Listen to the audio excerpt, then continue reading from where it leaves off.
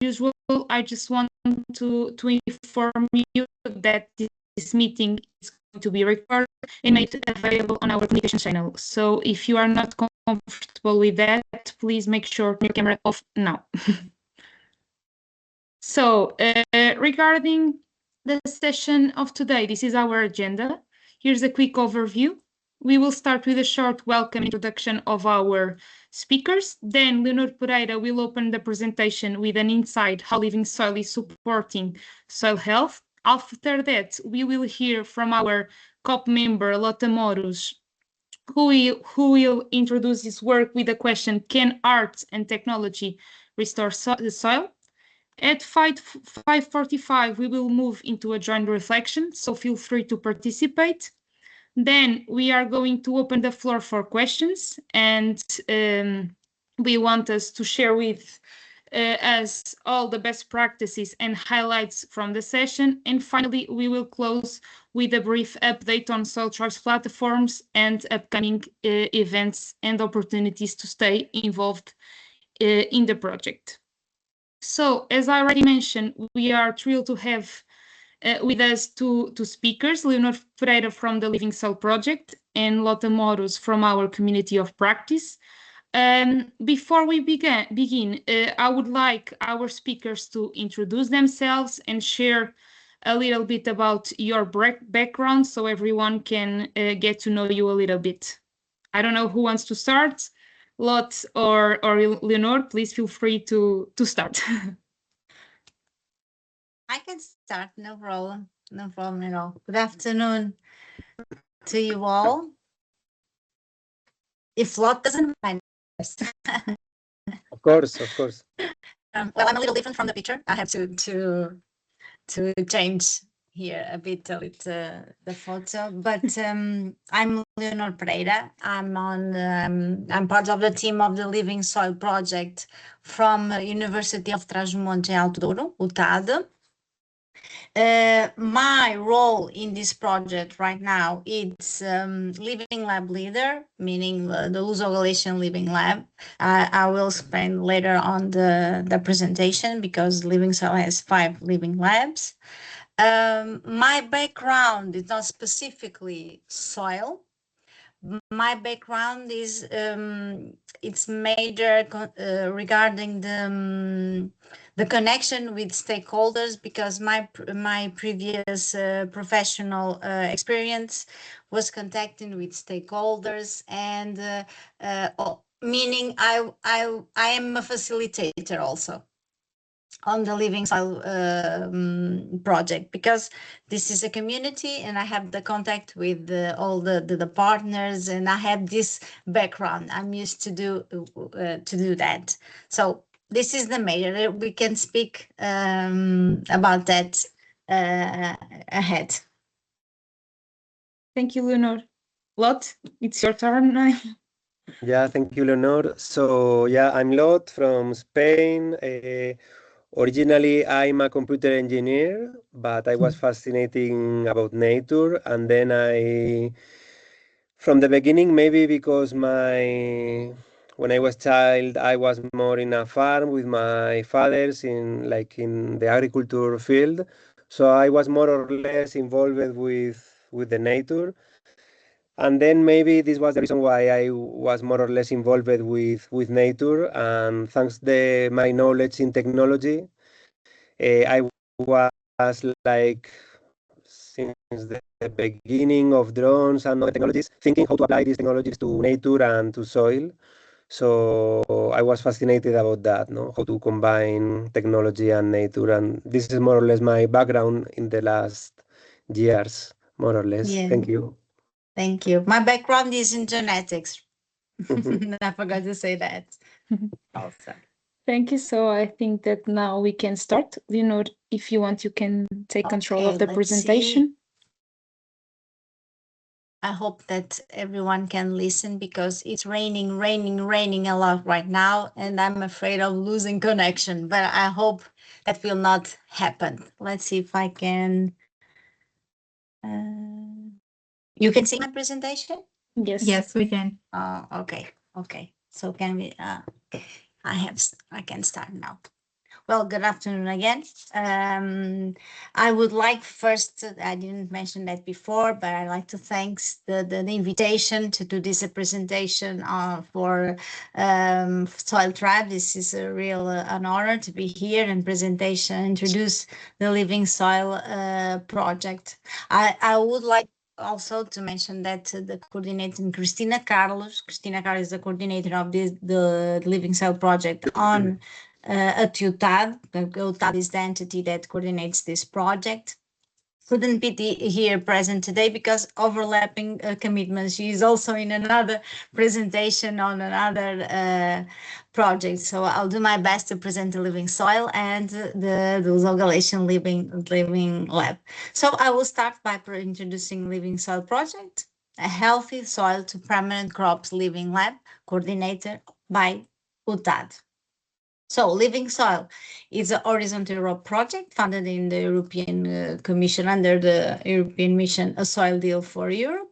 It's a research and innovation action running from June, started to June 2024 and ends at November of 2028. Brings together 49 participant partners from 6 countries. It's a huge consortium with a total budget of near 12 million euros. It unites farmers, scientists, and communities across 5 living labs. I will explain this along the presentation and intend to work on 50 experimental sites and hope to have 10 potential lighthouses with the goal of enhancing soil health through innovative and sustainable soil management practices. As I said, the consortium it's huge and includes 42 beneficiaries and 7 associated partners from several countries distributed across the different living labs. Some living labs have a large number of partners than others. And over time, a few have expanded also their networks. For instance, the French and the Polish living labs have aggregate new partners from the open calls that already occur, and then the other living labs have more partners through cooperation agreements. I'm not controlling the time. I should put here so Carolina, when you control the time, okay?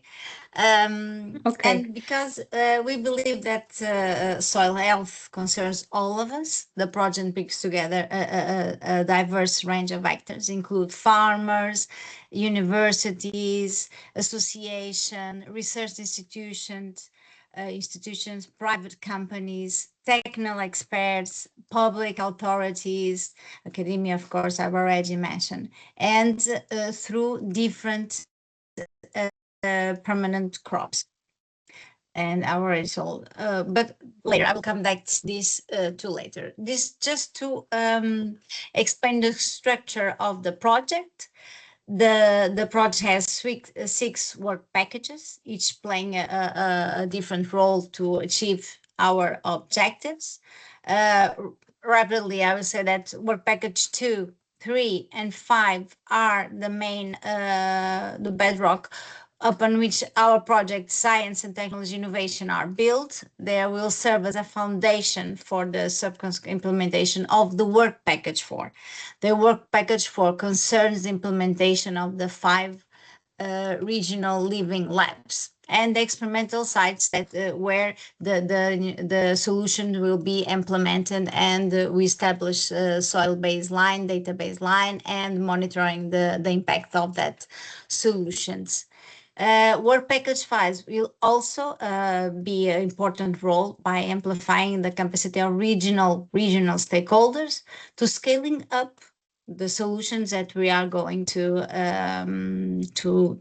apply. The work package 6, it's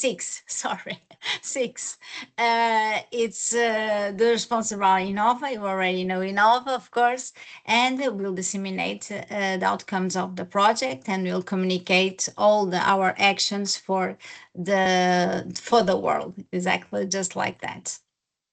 Now we have 8 specific objects. First, the first one involves the multiple stakeholders in a collaborative network to co-design and co-implement the solutions. 2, we intend to reduce the gap between knowledge and practice through the living labs, because there are always sometimes the gap between the academia and the farmers. You want to listen and work together. Third, we want to identify the soil health problems on the experimental sites of that regions, and co-creation and co-create the strategy to implement and the solution. The fourth one. The fourth one is, of course, to test and validate the integrated solutions to improve the soil management of the permanent crops. The fifth will ensure the sustainability of this living lab through the business models. The sixth one is to improve the knowledge, because we have a lot of areas. We want to improve the knowledge and awareness among the farmers and all the community, and we intend to do that.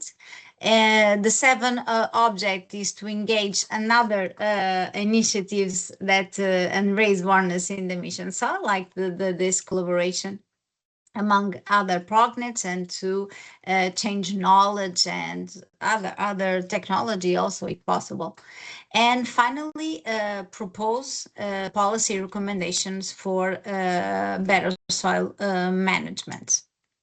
So here we highlight the main soil challenges that we already identified: the reduction of erosion, improving soil structure, minimize the impacts of the intensive use of fertilizer and pesticides, always a concerning, and at the same time it is essential to increase water retention, in soil biodiversity, and strength overall resilience of the soils. So the project now, sorry, it's always appearing, includes 5 living labs across Europe, focus on permanent crops: vineyards, olive groves, chestnuts, hazelnuts, and apple orchards. In total, we intend to, I can say that we already passed this 50 experimental sites. We are now have 67 experimental sites, and we are to get the 2,000 local actors among all the living labs, of course. Here they are. This slide presents an overview of our 5 living labs across the region of in Europe. The Luso-Galician Living Lab, which I represent, is located in the north of Portugal and Galicia, and focus on vineyards on Portugal and Galicia, and olive groves only on Portugal. It is coordinated by UTAD. The Andalusian Living Lab it's based on Spain, Andalusian, and is coordinated by University of Jaén. It focuses exclusively on olive groves. In Italy, the third living lab includes vineyards, chestnuts, and hazelnuts, and is coordinated by DIFASA. The French living lab is focused only on vineyards and is coordinated by FV. And finally, the Polish Living Lab that focused on apple orchards and is coordinated by the Warsaw University of Life Science. Together, these living labs represent a wide range of permanent crops, and you want to test also supervise the soil health and test and implement the sustainable across all the Europe. These ties summarize the main soil health challenges addressed by the soil deal of the For Europe mission, and how they implemented across different European living labs with diverse agriculture systems. 8 key objects identified, as already mentioned: reducing desertification, conserving soil organic carbon, preventing soil sealing, and promoting the reuse of urban soils, pollution, preventing erosion, improving soil structure and biodiversity, overall reducing the soil footprint and enhance soil health, and also the soil literacy in the society. The living labs under the Living Soil project represent different productions, as I already told, and focus mainly on erosion prevention, that is already the soil change already identified, soil structure, reducing pollution, and raising public awareness also, that we want to with variation depending on the agricultural context of each region. Now, I will speak a little bit more about the Luso-Galician Living Lab. As already mentioned, the Luso-Galician Lab is a cross-border collaboration between two regions, the Galician, Spain, and the north of Portugal, concerning vineyards and olive groves, covering a total area of 51,000 square kilometers. We are one of the majors living lab with a high number of hectares. They are high commitment. It is a huge consortium for a living lab. 18 from they start from the beginning of the project, and 2 more that join us later through the cooperation agreement. We also have strong representation and active participation from farmers. They are very active from both sectors, olive and vineyards. And we have two sectorial associations that support us in both sectors. And we also have the support of University of Vigo in the Galician part, and that ensure continuous and close contact with the farmers from the Galicia. All this under the coordination of VITAD. We have also our horizontal partners, such University of Porto and Ferti Prado, raw material supplier, and that are expertise on cover crops. In addition, we have also an associate governmental partner who will be essential, and we're now planning meetings with all of the with this partner to align policies and promote a shift on the mindset to a more sustainable practice. We are now planning a meeting with all our partners and with them. It's very important that they listen to us and what they have to say, because they are on the field. So it is very important. So in our experimental sites, in our living lab, we identified now 19 experimental sites on both regions, 14 in vineyards and 5 in olive groves. We are right in this moment, we are doing the soil sampling right now with the high temperatures, but this is a very demanding time of the year, really. So these are the location of the experimental sites. But first, before we move forward, I'd like to briefly explain the process that we follow in our living lab to implement the soil solutions, because we always want to listen to the farmer, and we want that they participate actively in this project. Usually, when the projects are approved, the universities and the farmers, we listen to him, and they used to say, because when we go there, we want that they actively participate in our soil sampling. We explain everything that we do and why we do it, and they participate, but they are not used to do. We are getting bottom up strategy, and they are used to up down strategy.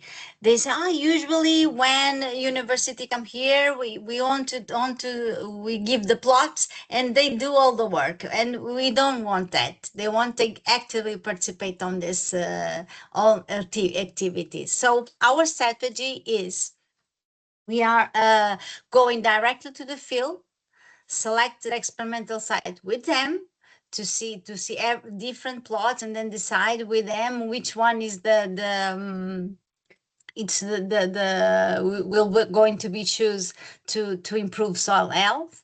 And then we met face to face with them to understood the background of each experimental site, and the daily management practice that allow us to understand how farmers perceive the main soil threats affecting their land. They perceived the soil threats. Then, based on that discussions, we define and agreed on the sampling points that we are going to perform, where we are going to perform the soil sampling, follow our work package 3 guidelines. Once we receive the first results, now we do the soil sampling, of course, and then when we receive the results, we met again, individual with each partner, to discuss a shared understanding of the soil challenge and co-create a site-specific solution to address the identified now, this is now identified, not perceived, the soil threat. The solution are then implemented, and the new round of soil sampling will follow. Now at this moment, we are performing in some experimental sites the first soil sample to monitor the first soil sample to monitor the impact, the measures that we taken. This is the first one. So overall, this is a continuous cycle. Listen, we analyze, we discuss, we co-create, we implement, and monitor always together with our partners. They participate in everything. So here, now I want to show some pictures. That is very important. This is the 3 experimental sites. And in these experimental sites, we identified challenges such as erosion, soil compaction, and low organic matter, and we tackle them and implement the solutions like installing drainage systems, applying composts. Always, I have to say that these composts are prepared by the farmers in a logical circular economy way. And also different managing cover crops strategies to improve soil structure and fertility. The solutions, some of them have been postponed because another thing that I want to address is that we work with real life conditions, and we have a very rainy winter. So some of the solutions have been postponed, and so we have to wait to install things, but and we are doing that. So next, for instance, the drainage system will only be installed this month, on May, because it's always raining and we can't to install this. So this is the problem, the constraints by working with real life conditions. This is other experimental sites, and in here we also have the poor structure involved, the erosion, the nutrient deficiency imbalancing, the compaction, and also the poor structure of the soil. And once again, we proposed and we discussed the solutions by implementing cover crops and compost. I don't know the time that I have. This is in Galicia now. This is the main soil. The main soil challenge was nutrient deficiency and imbalance, with 2 exceptions, which shows poor structure and erosion. For all, we're trying a different solution with vermicompost, produced on farm by the partners with the technical support and expertise of University of Vigo. In addition, we also tailor mixtures of cover crops. I forgot to say that. I forgot if I forgot to say something, I'll remember later. We are using cover crops mix tailored specifically for each experimental site according the needs of that soil too. So this is a summary table for the Portuguese experimental sites. nutrient deficiency and erosion are the most common challenge, of course. And for the Spanish experimental sites, nutrient deficiency dominates, while poor structure and erosion only affect two experimental sites. For the same strategy, and this I will speak about this later. The same strategy is used for olive groves, and the soil sampling was carried out in autumn, and together with the associations, the sectoral association, APITAD in this case, and we are now waiting for the preliminary results to have that meetings individual with part. Nevertheless, this was the perceived threats found on each experimental site: erosion, compaction, poor structure, and nutrient deficiency and balance. So, and that's what I want to say. This first, well, the project have 22 months, but this first year was the main challenge was to apply the monitoring and to harmonize through all the living labs the methodology. So in our case, we have a huge consortium in the living lab, and sometimes it's very difficult to engage all of them. Nevertheless, they are actively participating, but we have to keep them always engaged with us. The difficulty is that we have always to maintain the contact with the other region, Galician, so we have to schedule monthly meetings to overcome all the strategy that we are going to use, the problems they are facing, everything. We are always in contact with our partners, always.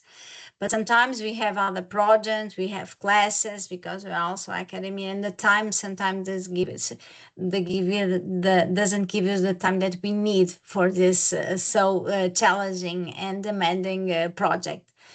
And we have a lot of work packages I've already shown, so we have to also to coordinate across the several work packages. And one of the major problems already faced is to adapt the project to the timeline of the real life conditions. And this is, but it's all, besides being a challenge, it's always a learning opportunity, because we have to adapt. And here I can show you that's the next activities that we have, and you can see now that we have activities in all work packages, and we have communication and dissemination actions. We have now soil literacy actions. We are going to have COP activities in our living lab, and we are also working in work package 5 on the business models. And at the same time, we are sampling, we are monitoring not only the impact of the solution on the soil, but also on the crop, because it's very important. Farmers want to know if the solution are affecting the crop also. And we also have capacity building events in the fields also. Well, we are always working on the different work packages. And I leave you with some pictures, because the pictures is worth of 1,000 words, and this is a very demanding work on the field. We have a lot of experimental sites. This work is very we feel good doing also this work, because we are always working together. It's demanding, but it's good. Feels our hearts. And thank you all for your attention. Certainly I forgot to say something, but you can ask. And I'll leave you with a quote that I like very much, because I think the soil is the great connector of our community that we are planting here. Thank you so much for your attention. Thank you, Leonor.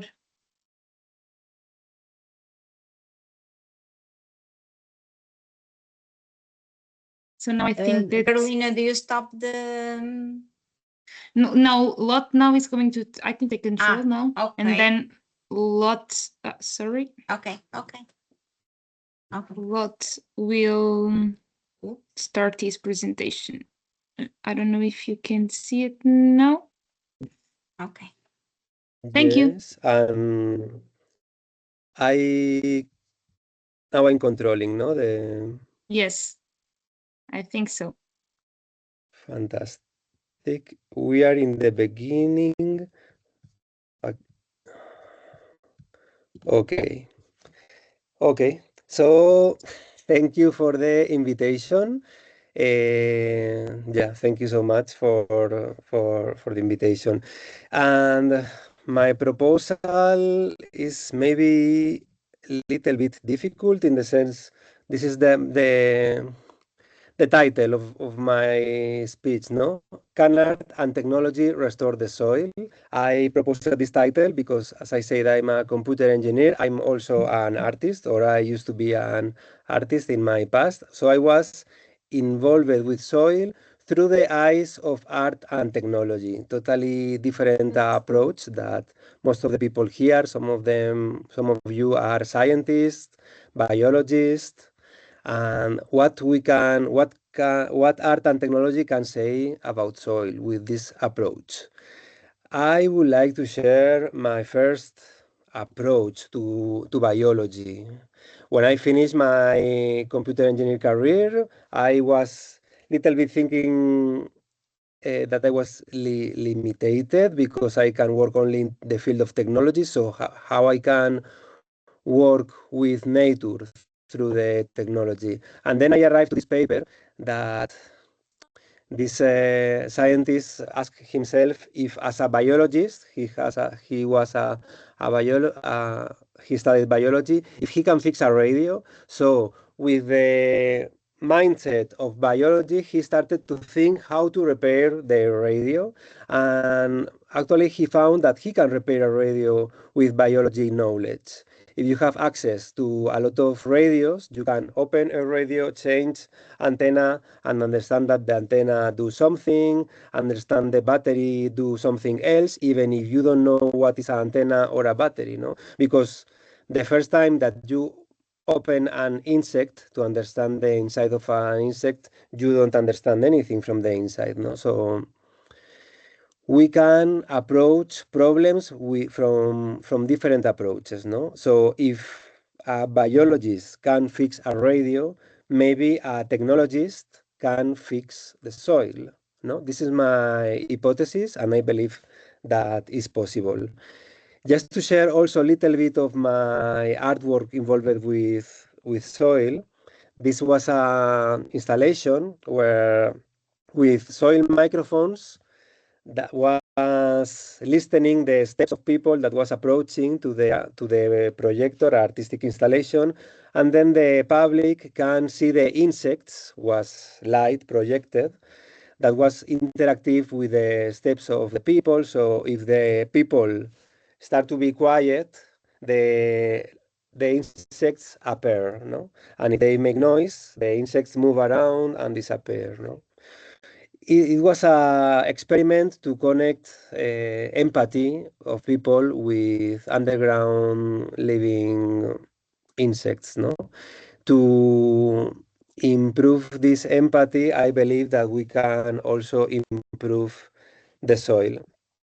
And then this was a small experiment, and I started to work with the world of drones. At that moment, drones doesn't exist, and I was the first person to sow a seed from a drone.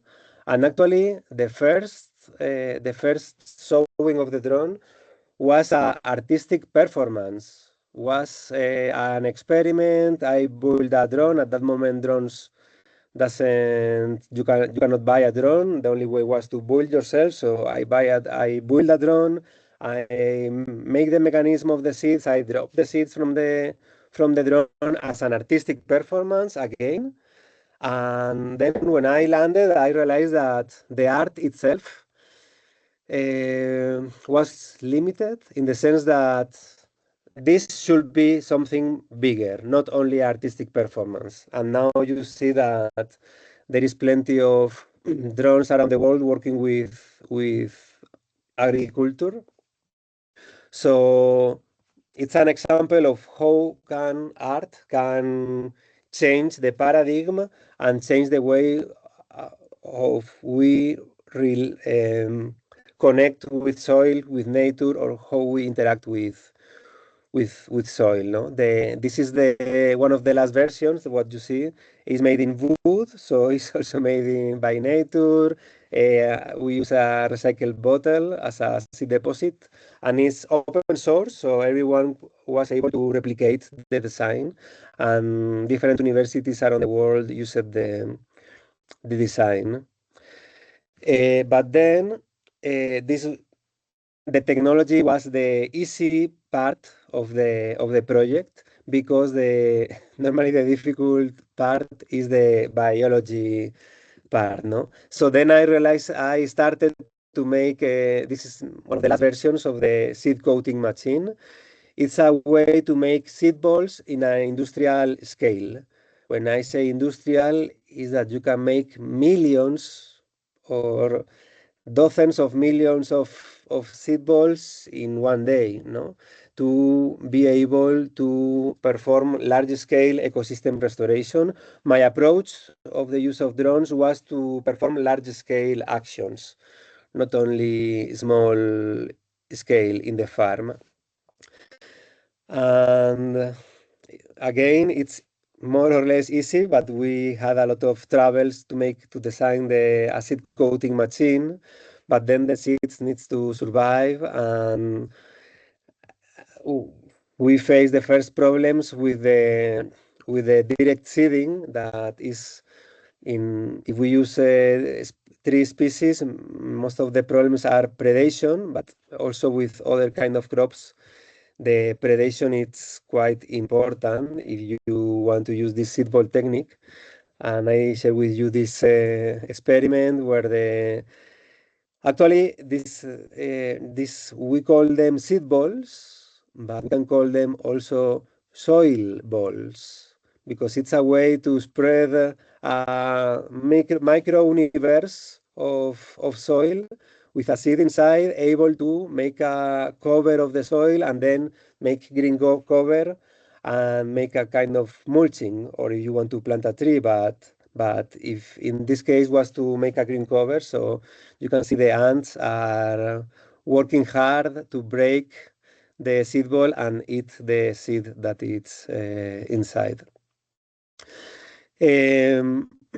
Something important that maybe I need to share is that you can work with art and technology, but you need to make something valid for the soil and also profitable in the sense that needs to be able to at least make sustainable in an economical way, no?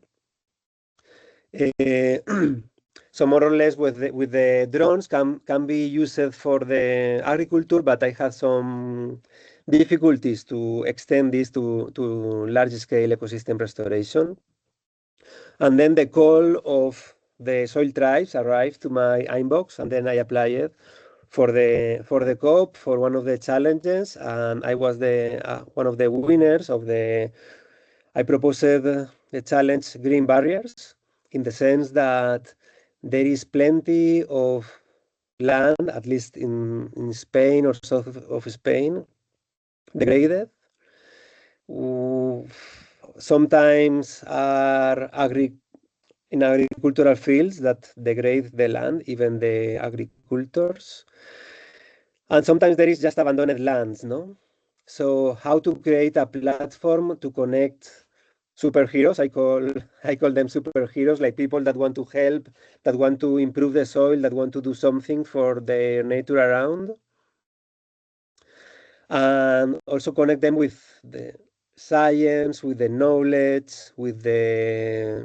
because we don't need to invent the wheel, no? There is plenty of solutions that exist, is that there is new solutions that appear each year, and if a technological solution can help to improve the soil or to make it cheaper, to make more affordable or accessible, we need to take this technology to improve the soil. Here in the bottom of the picture, you can see a small pellet. This is one of the last experiments that I'm performing to make mulching, dropping mulching pellets with the drone after wildfires. The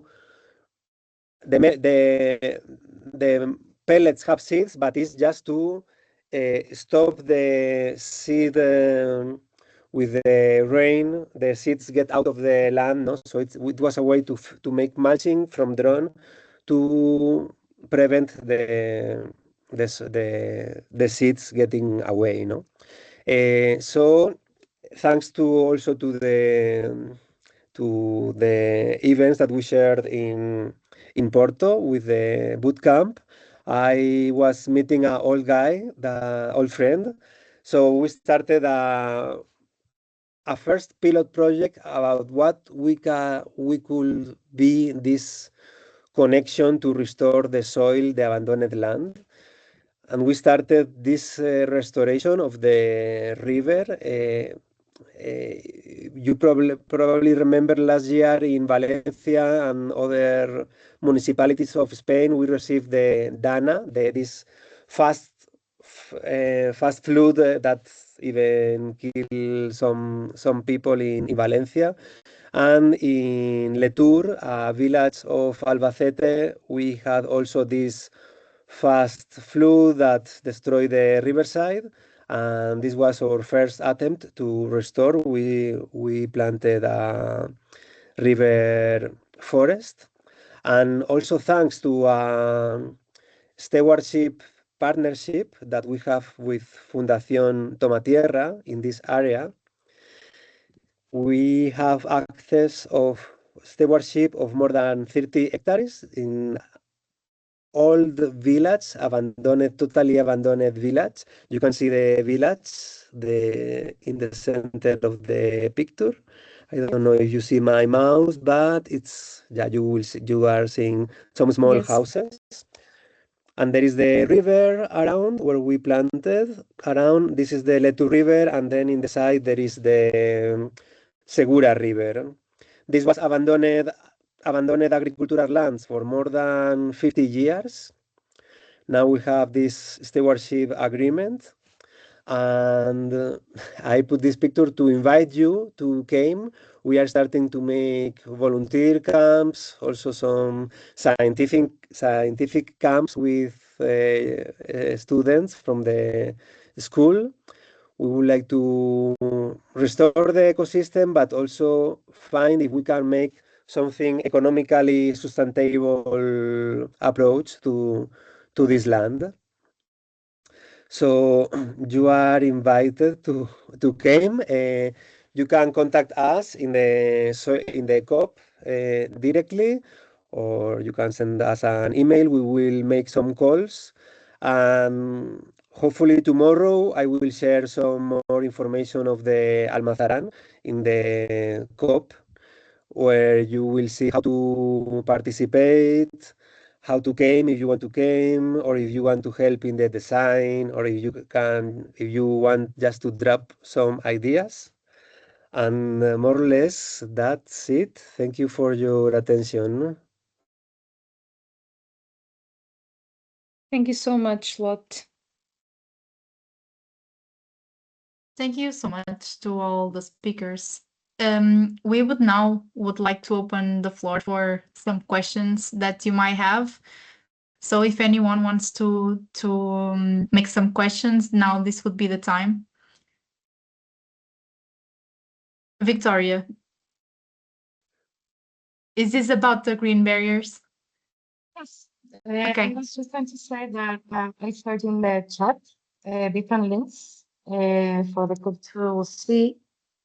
There's a various, let's say, was a challenge that was part of the curriculum journeys that we held in the SoilTribes process. We from the People are leading that work package. Well, the other two items that have been participating in this program is will also be presenting in the next club meetings. So we are basically inviting you to watch or getting to the visiting page. Here, in particular, is for the Green Beverage Space. We made a short survey where if you are interested in the process, in the work that Lot is doing, or you would just want to share some of your expertise, you can just fill the survey and tell us how you would like to contribute. And also we open a small debate so you can start getting engaged as well. That is basically about how can restoration be profitable without being extractive. So we would like to gain different insights. We know that the COP is quite diverse in profiles as learning backgrounds.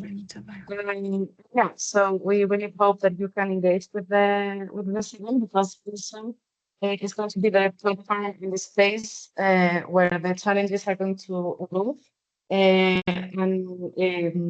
where you can participate as well as part of the process. So yeah, that's it.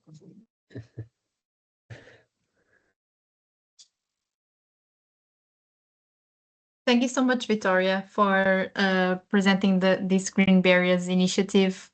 We have a few questions as well that we would like to ask from to our speakers. So we're gonna, let me check my notes.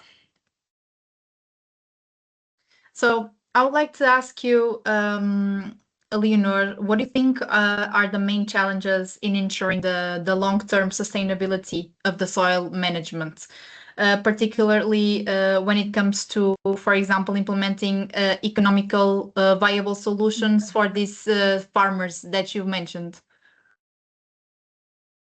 Well, thank you for the question. It's a very difficult one, but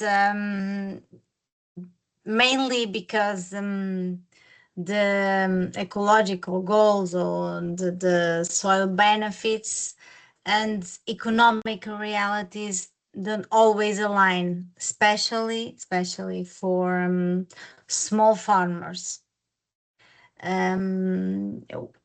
One of the biggest challenges is the cost of the solution and the short-term income, because they want to see a quick income. And some of the main sustainable soil practice, like organic amends or using cover crops or reducing intensive tillage, improve soil health, of course, but often requires initial investments, and some of our farmer doesn't have that.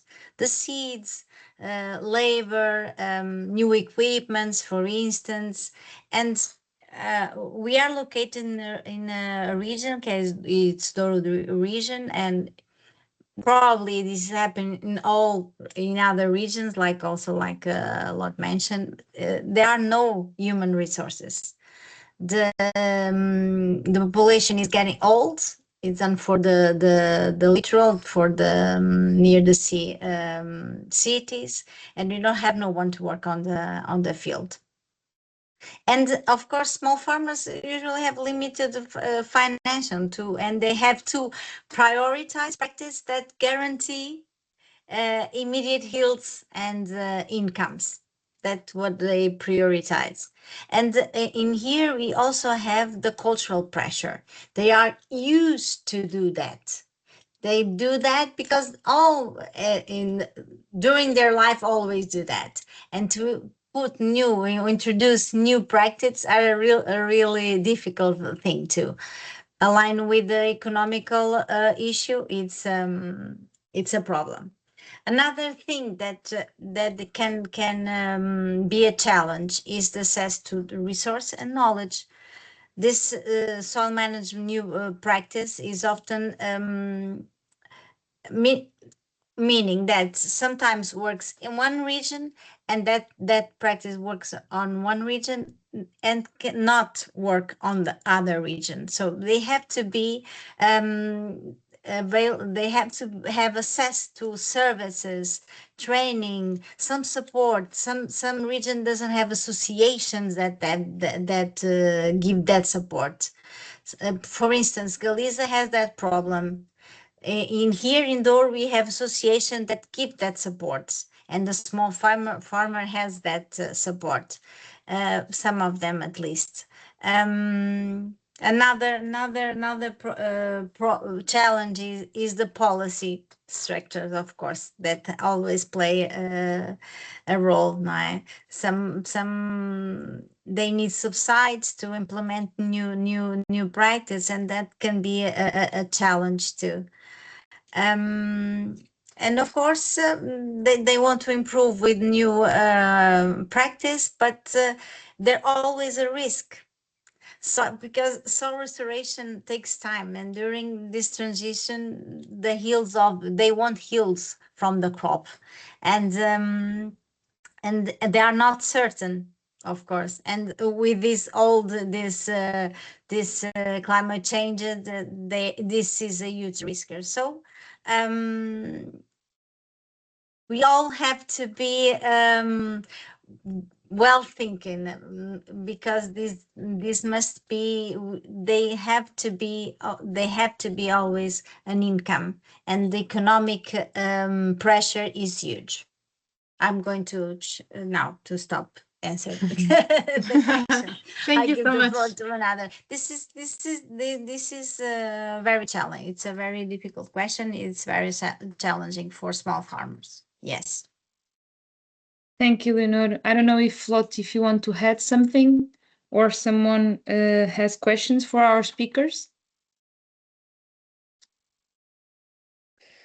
Yeah, so it's very challenging to make sustainable the farms, but there is not other way than regenerative agriculture, because if not, then the soil is degraded and degraded and degraded, and this spiral never ends. And farmers and society becomes more dependent of the fertilizers, and you see the international situation right now, no? Yeah. But at the same time, there is some barriers that are mind. The mind is the barrier. Like sometimes I confess that I'm an insider of some Facebook groups of farms, and the things that I read there are incredible. In the sense that the quantity of herbicide that they use